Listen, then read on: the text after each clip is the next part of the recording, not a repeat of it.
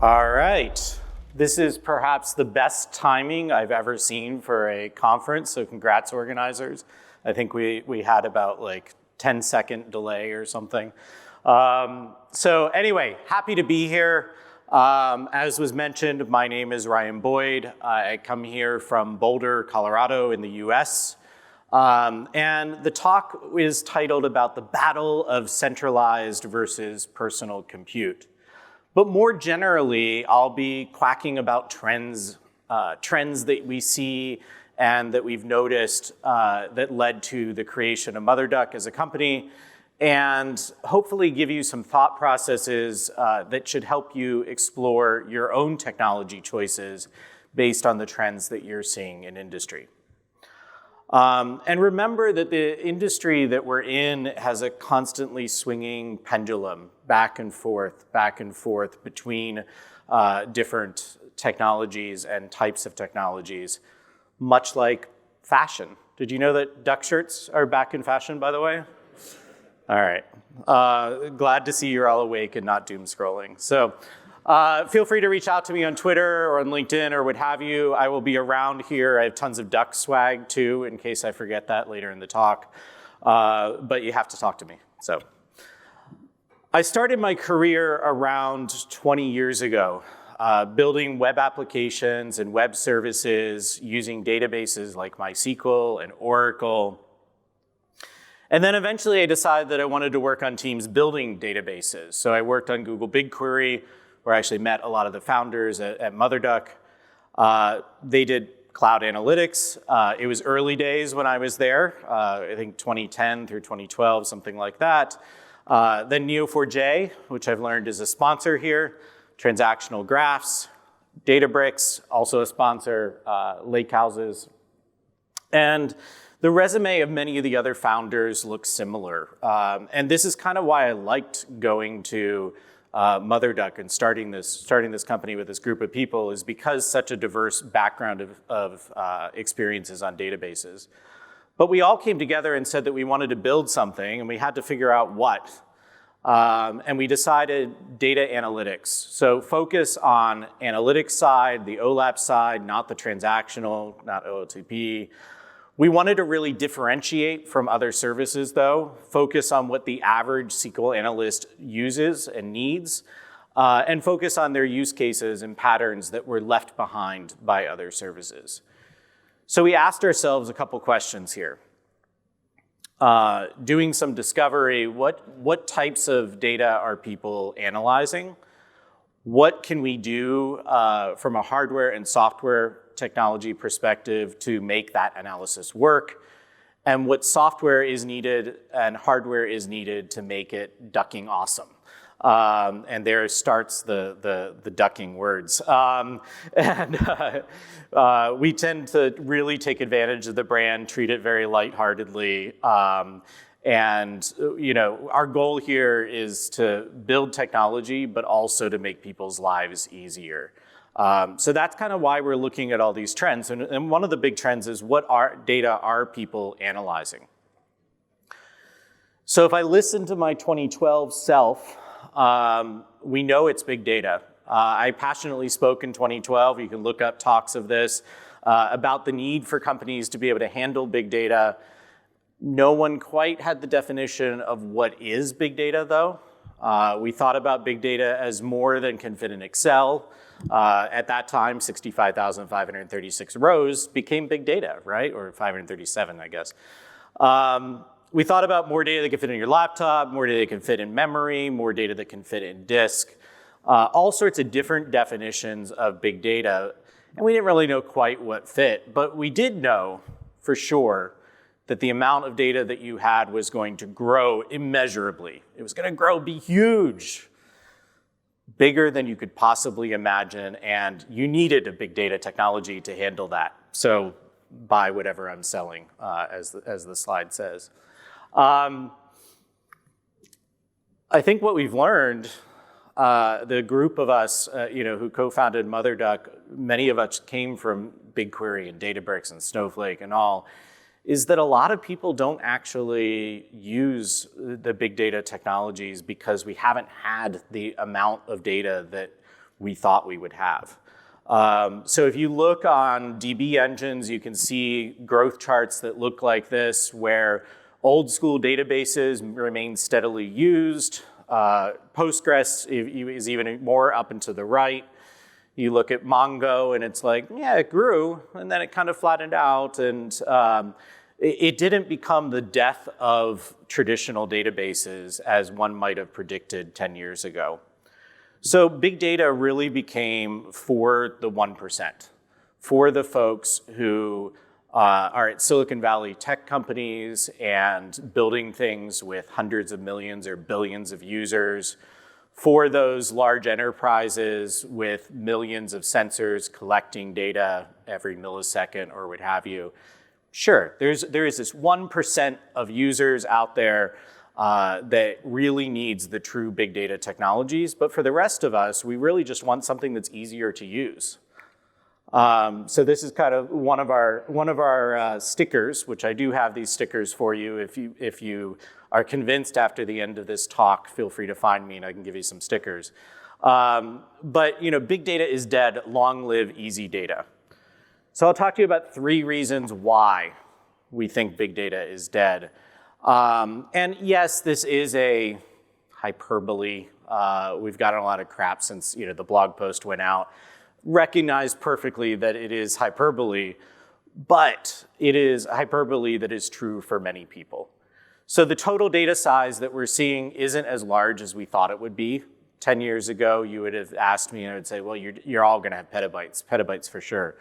And you're gonna run these queries that take, look at petabytes of data on BigQuery and cost $5,000 each time you run the query.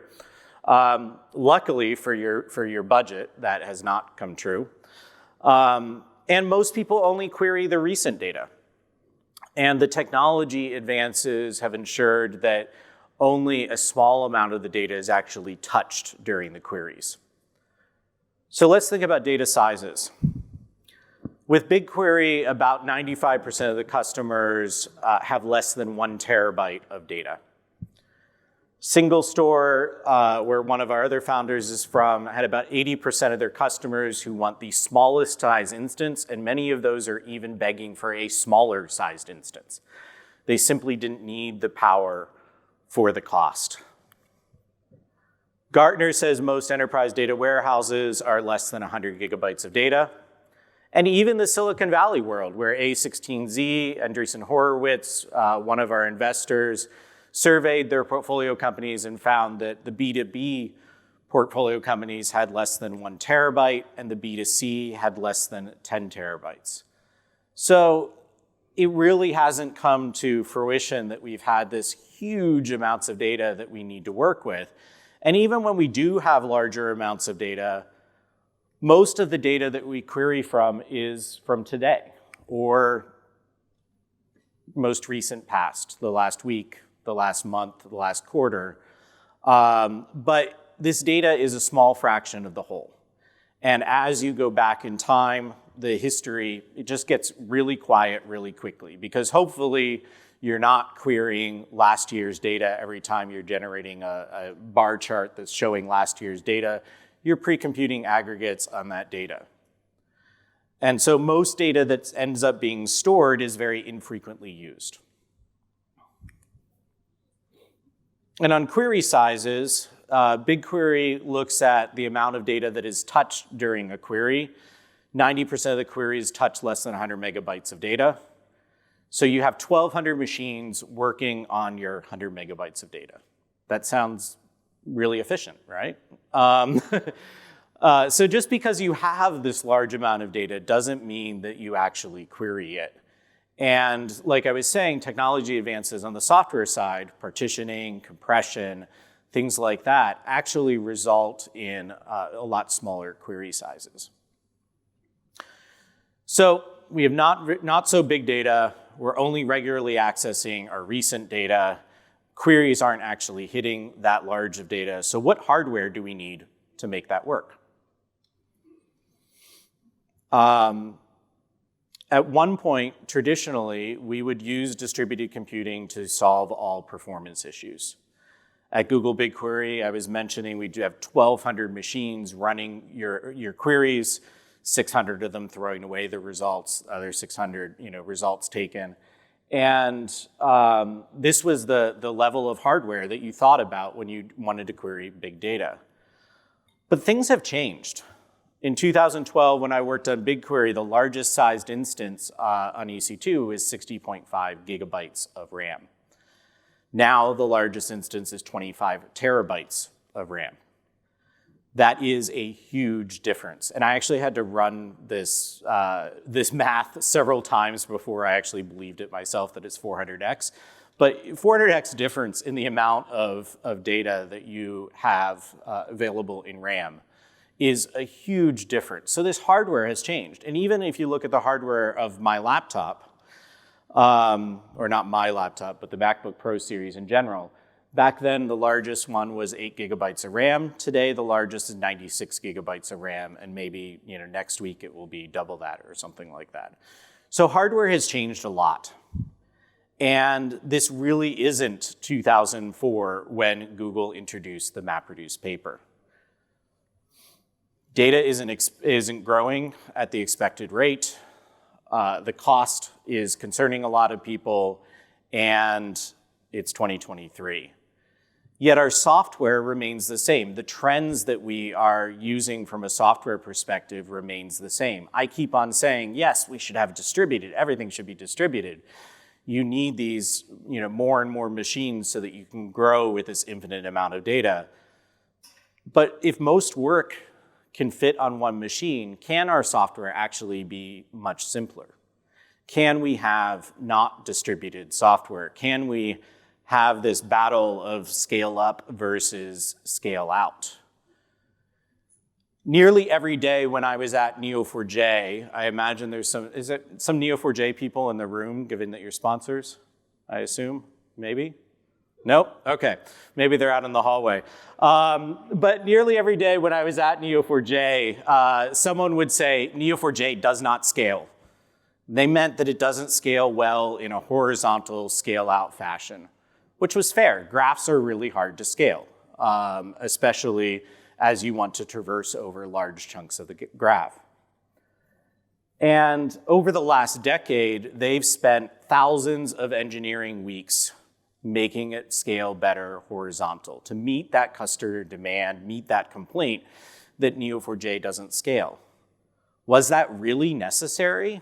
Or with the hardware advances, is it not?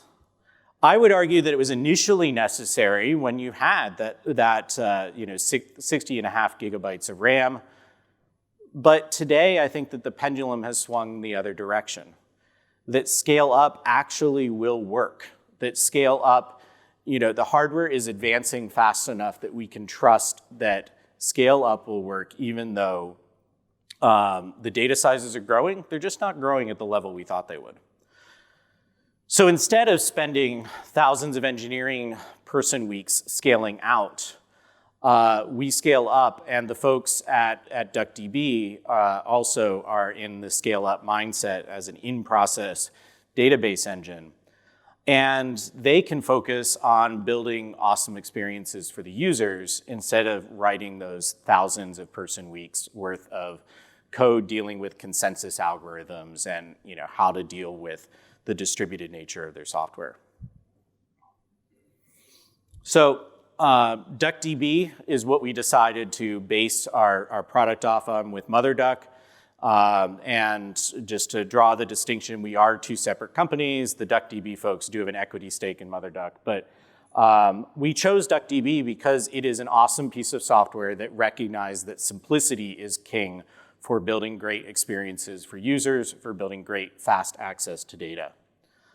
And DuckDB will scale up for normal size data. Now, what do I mean by normal size? Some people actually have said that DuckDB is for small data, or DuckDB is for medium data. Obviously, all of this depends on how you define these terms, but I'm going to make the argument here that DuckDB actually can be used for big data, depending on how you define it. So this is actually a quote from David here. Vast majority of the orgs in the world do not have greater than billion row data sets, but many need the benefits of data. This is partly why I'm so excited about DuckDB. It affords the power of an expensive cloud data warehouse without the complexity for smaller data for all. So yes, it works with smaller data, sure. It works for things less than a billion row data sets, great. But I would say it actually works for larger than normal size data. We have a quote here from Mim, one of your fellow Australians from Brisbane, and he said, "The irony of life, I've never done a query on a billion row table, but when I did it, it was on my laptop using an in-process database engine." That is pretty big irony on life, and I actually went to test it out after seeing his quote here. And did similar data sizes, so 1.5 billion rows of data, the New York City taxi trip data, and said, what does that look like on my laptop? Did it first from Parquet files. So in 3 seconds, managed to do an aggregate across all of those rows. And then I said, what does it look like if you load the data directly into DuckDB? And this is all the open source DuckDB. 1.5 seconds. And then I said, well, what does it look like when you try to scale up? Now, this is taking advantage of the CPU cores, not taking advantage of the memory, as we talked about earlier. But you can see that you can get down to 0.145 seconds for queries on that 1.5 billion rows using a 20 megabyte executable built by some academics in the Netherlands. And that's really what the power is of DuckDB and why we chose to build MotherDuck behind it or around it. And that's because they do make it simpler to make cloud data analytics work with DuckDB and help us on our mission of making analytics ducking awesome. Also a sticker if you want one later. So what software and hardware is needed to really make it ducking awesome? And should the compute be on personal or centralized resources? Where should we be running our queries? Basing on our product on DuckDB made us really have to answer this question. Should we really just be DuckDB in the cloud, or should we take advantage of the local computing resources as well? This led us through a journey of thinking about how has this changed over time. How have these technologies changed? How have the patterns of where people do compute changed over time? And where has the pendulum been swinging? So originally, if you were around back then, from the 1940s to 1970s, mainframe computers were all the rage. Centralized compute really introduced computing to the world. And you could use these if you were at a large enough business or a wealthy enough academic institution, and you'd stand in line with your program card decks and your data cards, and you would hand them off to an operator, and they would run your query eventually and give you the results. And introducing this computing to the world was fantastic. It provided this powerful centralized compute, this shared access, so you had a little bit of equality if you were at these institutions, but they were bulky and expensive and not very personalized. So the pendulum did swing and swung towards the personal computers that were invented in the 1970s and 1980s, which really popularized computing because they were dedicated and personalized, because they did take into account ensuring that your work wouldn't impact the work of others. You could run your code whenever you wanted. And we thought about this and said, well, the pendulum has actually kind of swung back from the personal computer in many ways, especially in the data industry. The cloud data warehouse is sort of the modern day mainframe. It's a shared environment configured to work best for the operators and the average user, and not personalized for the individual. So actually one of our initial seed decks at MotherDuck, with a different logo and all, called us saying we're doing a personal data warehouse.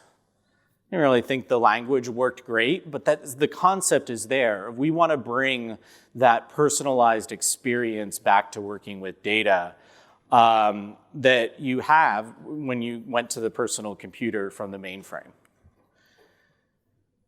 But I'm standing here and I'm sitting with a laptop that is essentially a supercomputer.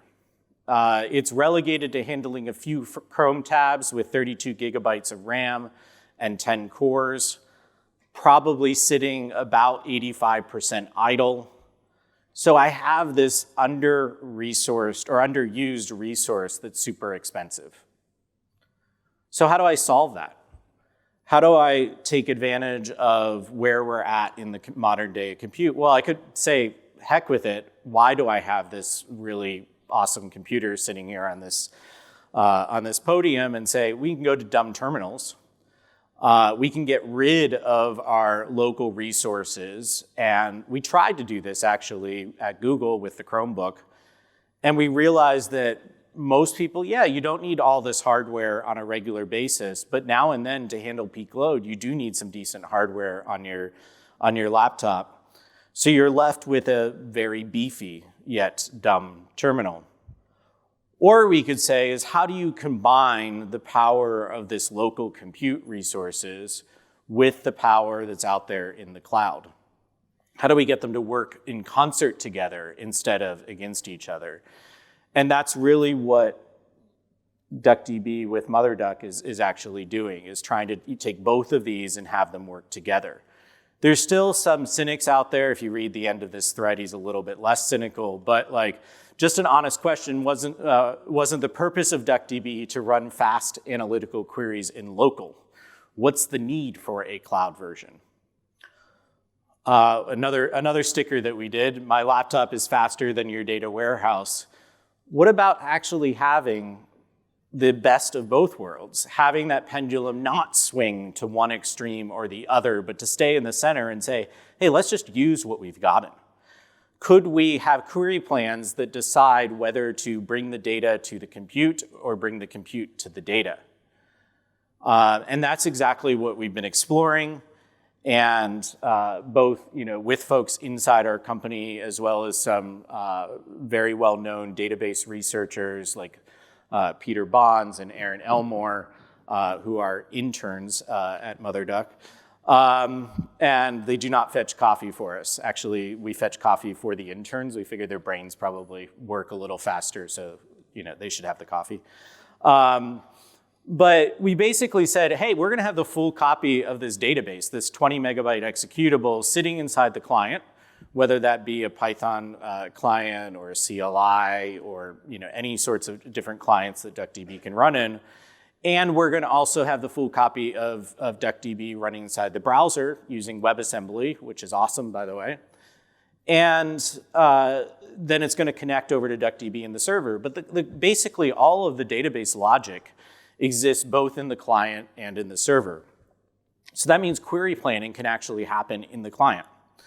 So if we have a query that looks something like this, where we're looking at the taxi data and we're looking at the cost of an individual taxi ride, we can say, oh, we have this local lookup table as a CSV file, and we're going to figure out the currency conversion on this.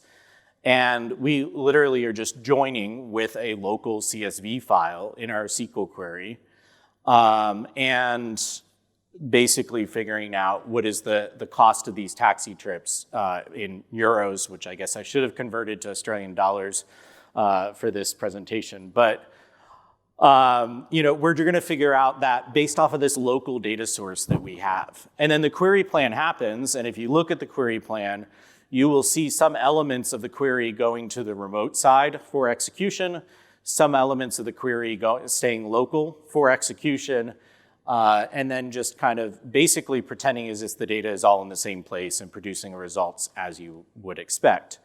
But really trying to take advantage of resources on both sides of the data pipe. So the questions that we had, what data are people analyzing? Well, not as much as we would have thought in 2012. The data that's being analyzed is usually recent data. Queries usually don't touch much of that data. And then we had the question of what software and hardware is needed to make it work. And I'd argue that hardware has advanced so much in the last 20 years, or 19 years since the MapReduce white paper, that a single machine often has the power to run a lot of these queries. And because a single machine can run it, you don't need to spend all those engineering person hours, and you can make your software less complicated, allowing you to focus on user experience. And then what is needed to make it ducking awesome? We'd argue that the local machine working together with machines in the cloud allow you to take advantage of all of the resources that you have. And eventually the hopes are that things like BI and things like that, you can scroll through infinitely. And because all of the data can execute on the client side, you can have really, really, really fast response times. So I'd encourage you to ask yourself, are there industry trends which made sense at the time that they started, but are no longer making sense because of changes in the underlying conditions? How can you take advantage of that imbalance between what things are being done today because of trends and what things are possible because of other advances? So I'm going to stop quacking and get querying, and we're all going to make analytics ducking awesome. Thank you very much.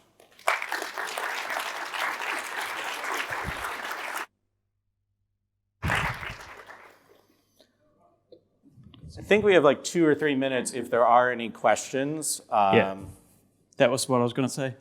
Oh, okay. That's what he was going to say. Yeah. Does anyone have a question for Ryan? There must be. Okay. I'm going to run. Talk amongst yourselves.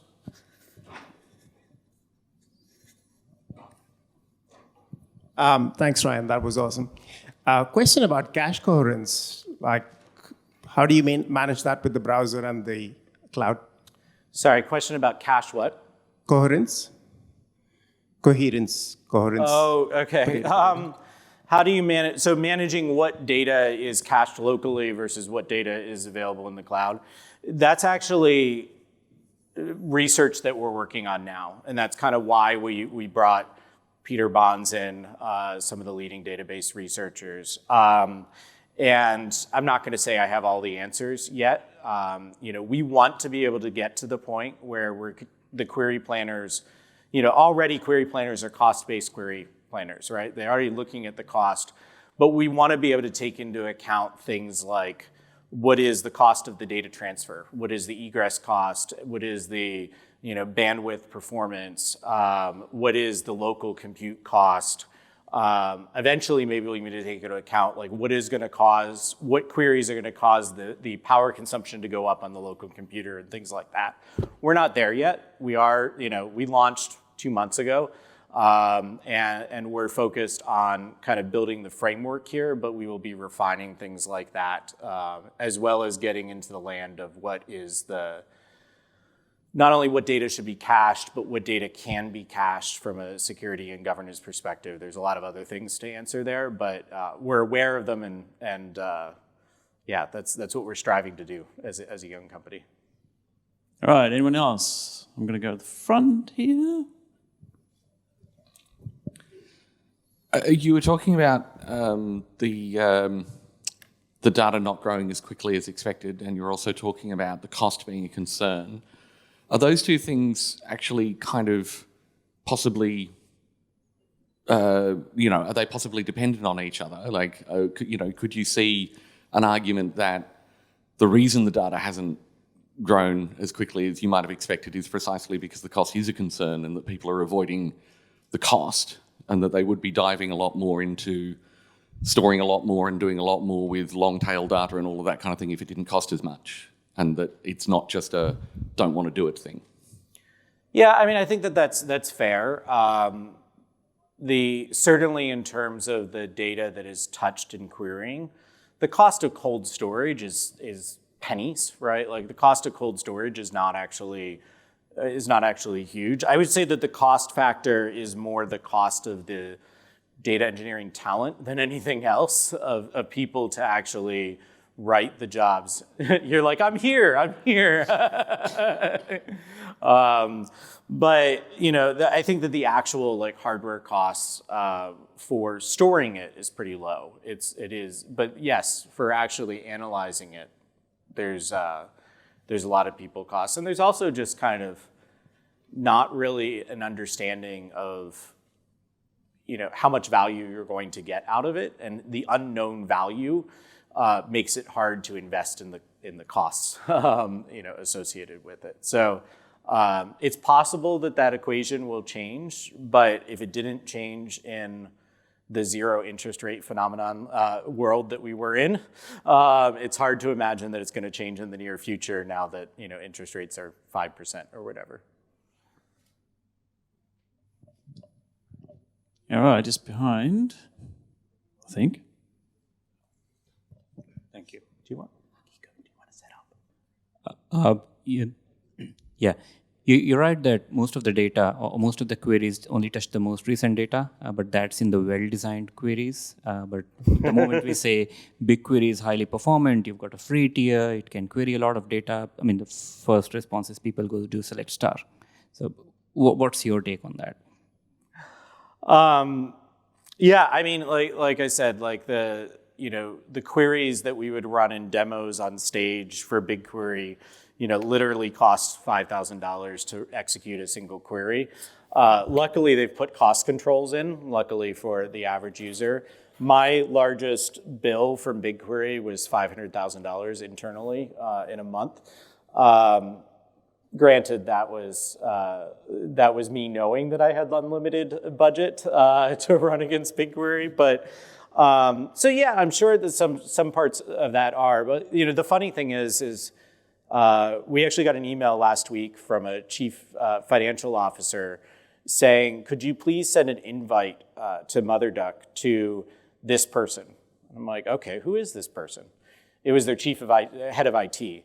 The chief financial officer asked us to send an invite to the head of IT because people are looking after the zero interest rate phenomenon. They're looking at saving costs. So, yeah, I mean, I think that that's totally true. Is that people do try to query large chunks of data, and it's up for us as data engineers to be able to design the schemas so that when they query that, it doesn't hit all the data, that it looks at aggregates and things like that. But anyway, thank you. Thanks, Ryan.